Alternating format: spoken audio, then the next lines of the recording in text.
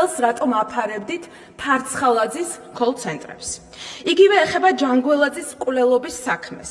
მოგესალმებით კიდევ ერთხელ. დღეს ჩვენ ამ დარბაზში მოვისმინეთ აუდიტის ანგარიში 2025 წლის, თუმცა სანამ ამ ანგარიში შინაარსზე გადავალთ, აუცილებელია ვისაუბროთ თუ ვინ წარადგენს დღეს სახელმწიფო აუდიტის სამსახურს და რა მდგომარეობამდე არის მისული ეს ინსტიტუტი. სახელმწიფო აუდიტის სამსახური უნდა იყოს ერთ-ერთი ყველაზე ავტორიტეტული, დამოუკიდებელი და სანდო ინსტიტუტი ქვეყანაში.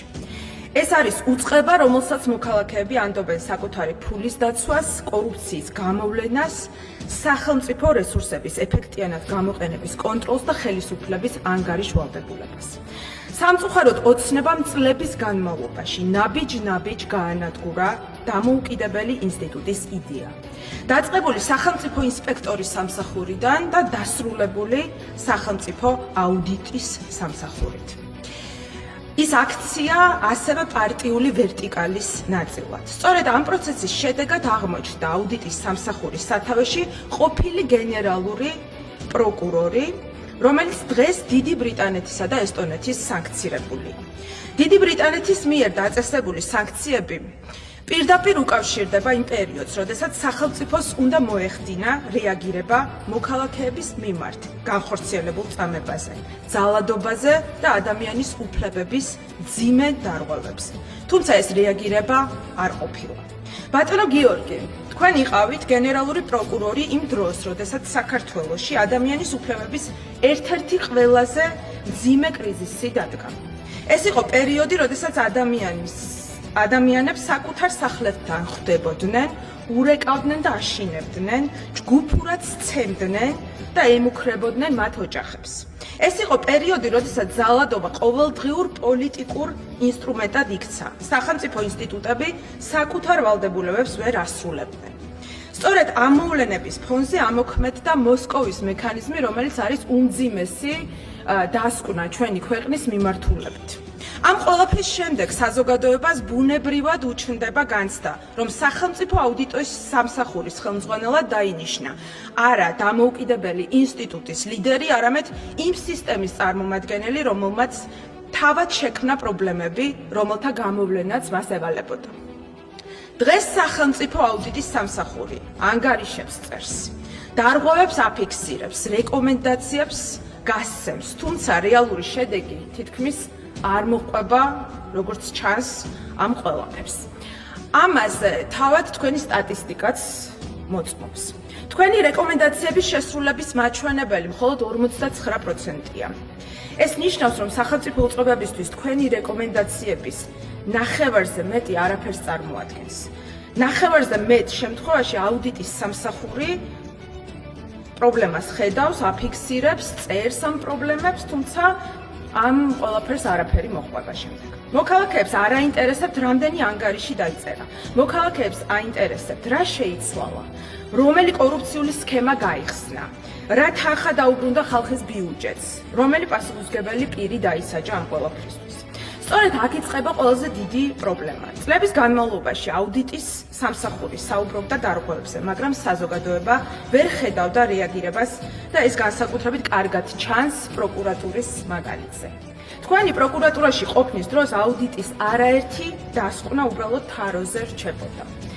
ერთ-ერთი მაგალითი არის თბილსერვის ჯგუფის საქმიანობის შესახებ აუდიტის ანგარიში, რომელზეც ჩვენმა პოლიტიკურმა გუნდმა 2023 წელს წერილობით მოგმართეთ და არც მაშინ და არც დღეს ამ საკითხთან დაკავშირებით ჩვენ რეაგირება არ გვინახავს. ამიტომ დღეს სრულიად ლოგიკურია, რომ საზოგადოებაში გაჩნდა განცდა, რომ აუდიტი წერს, პროკურატურა ინახავს, სისტემა კი არაფერს ცვლის. საზოგადოებას ასევე ახსოვს, რომ სწორედ იმ პერიოდში, როდესაც თქვენ პროკურატურას ხელმძღვანელობდით, უამრავი მძიმე საქმე დარჩა გამოუწიებელი.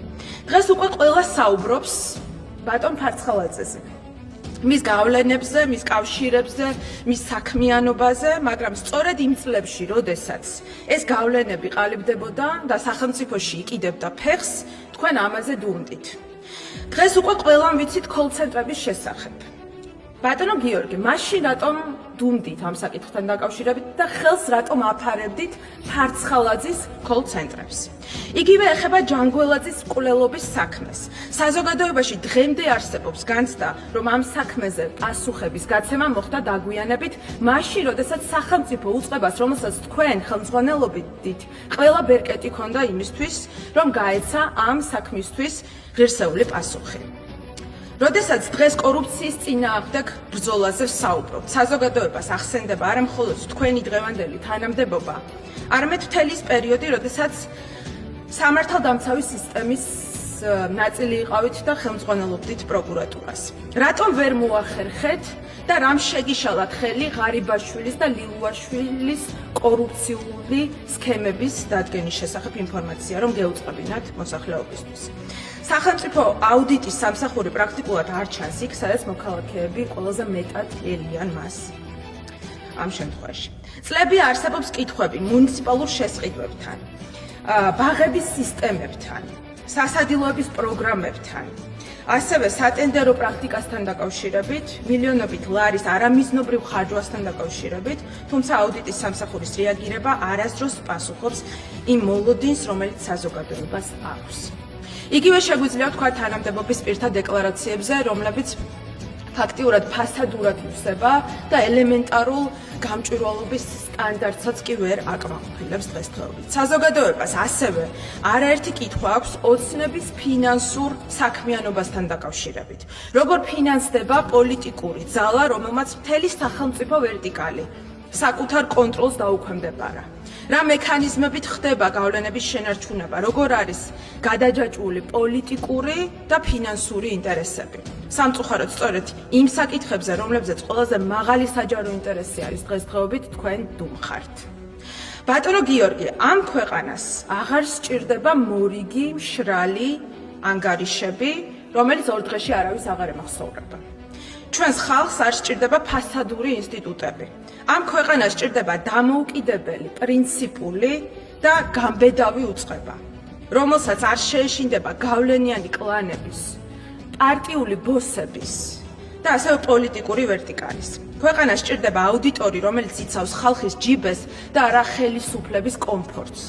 მაგრამ იმისთვის, რომ კორუფციას ებრძოლოთ, პირველ რიგში თავად უნდა გქონდეთ სუფთა წარსული და მორალური უფლება. თქვენ კი საერთაშორისო დასანქცირებულ ყოფილ პროკურორს, რომელიც წლების განმავლობაში ხელს აფარებდით სისტემურ დანაშაულს, ფარცხალაძის გავლენებსა თუ ელიტურ კორუფციას. ეს მორალური და ინსტიტუციური ლეგიტიმაცია უბრალოდ არ გაქვთ. ამიტომ დღეს ჩვენ აქ არა მხოლოდ ერთ ჩვეულებრივ ანგარიშს განვიხილავთ, არამედ იმ დასუსტებულ და ნდობა დაკარგულ სისტემას განვიხილავთ, რომლის შექმნაშიც თქვენ ლომის წვლილი გაქვთ. და საქართველოს მოქალაქეებს ბევრად მეტი ეკუთვნის, ვიდრე თქვენი შეუსრულებელი ანგარიშები და თქვენი გამოუძიებელი საქმეები. მადლობა. 25. გახარია საქართველოსთვის.